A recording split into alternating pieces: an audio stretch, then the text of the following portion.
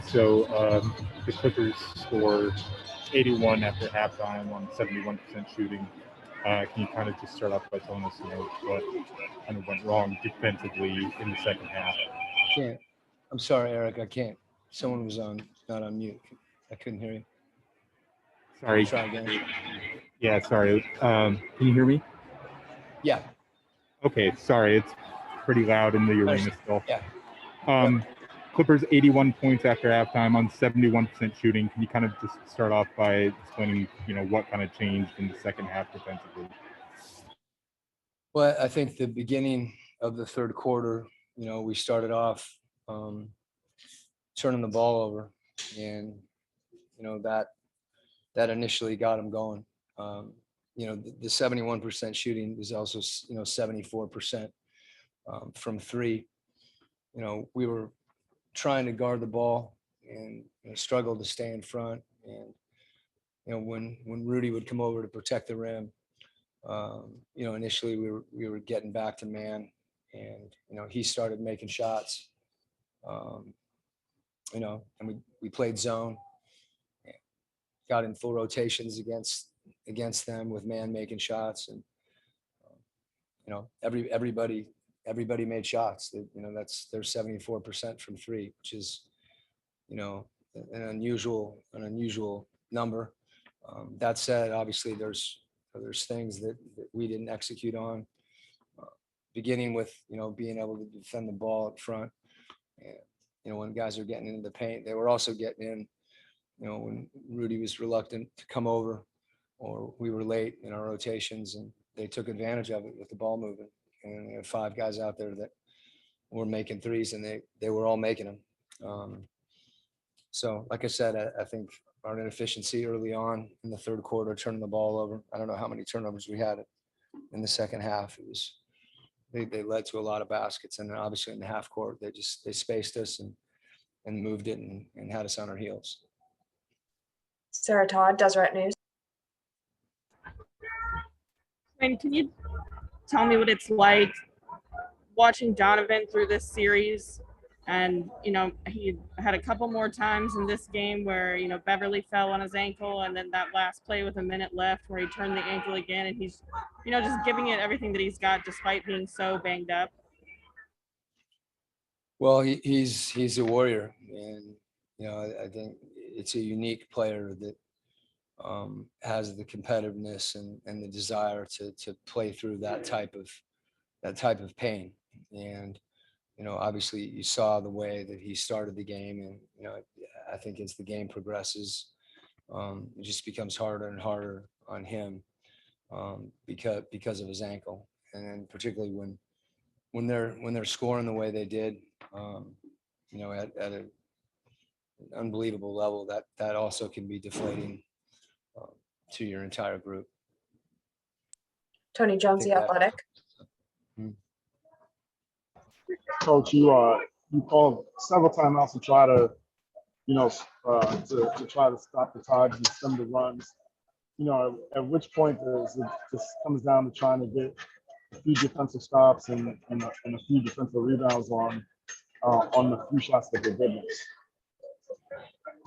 Yeah, I mean, we when we called timeouts to try to make adjustments to how we were defending the 5 out, whether it was getting back to man, stunning at him, and then he's making, then we went zone, then we got in full rotations, but they were consistently in the paint, where we're putting ourselves in help situations that are that you're capable of trying to rotate better, but you're going to give up a look, and you're trying to protect the rim. So those were a lot of things we were talking about in timeouts. And then again, I think on the offensive end, your defense affects your offense when you're taking the ball out of the net. Particularly for us when we were getting out and getting stops, we're able to push the ball and run and get some easier looks. But now you're playing against a set defense, and they have excellent perimeter defenders. They put a lot of pressure on the ball. It was a tough night for us all the way around. incredibly proud of this team.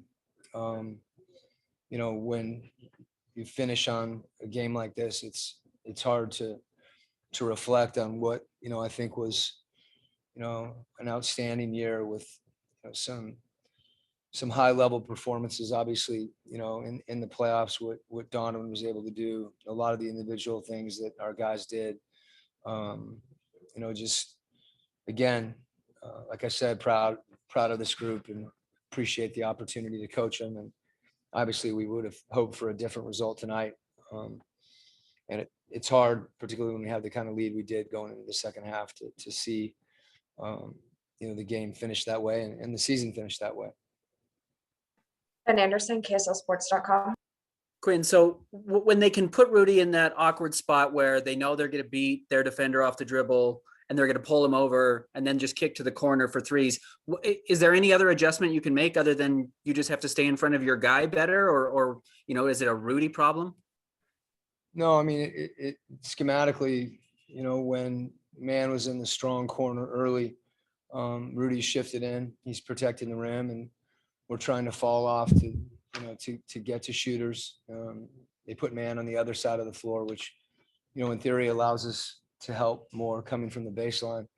You know, the hard thing about the penetration is when they're getting middle, it pulls you in, and then the rotations are much shorter, or longer, I should say. More difficult is the best way to talk about it. So they were moving their spacing around, but, you know, the consistent thing is, you know, we're trying to protect the rim, and, you know, you're hoping that some of those threes that you get contested, and they, you know, there were late contests on a lot of them, and they were making them.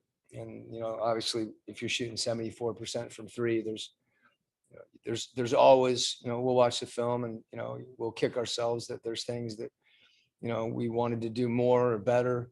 But, you know, hats off to them for, you know, the kind of night that they had, you know, driving the ball and kicking it and shooting it. Last question, Andy Larson, Salt Lake Tribune. And given the success that they had with small ball throughout this series, you know, obviously they had 27 shots at the rim, 22 corner threes. That's not the style of defense you guys usually play. What is it that you guys can do against small ball in the future, or does this like roster need to change in some way in order for you guys to defend against that? Well, I think that's a, you know, a statement that, you know, when you have a game like this, it's easy to react to it on that kind of level. But, you know, we have the defensive player of the year in Rudy. You know, we've been able to defend in those situations this year, doing very similar things. Tonight, you know, we gave up the rim early as well. And when we did come over and protect the rim, the ball got kicked out. So, you know, clearly it was a tough night in many respects, you know, and on the defensive end, but I certainly wouldn't, you know, jump to any type of conclusion regarding that. And, you know, there's certain matchups obviously that are harder than others, but tonight was a unique night as far as, you know, what they did. There's a lot of things that we did that were very similar to what we'd done during the series and had success early on. Okay, that's it. Thank you, Coach. Okay, thank you.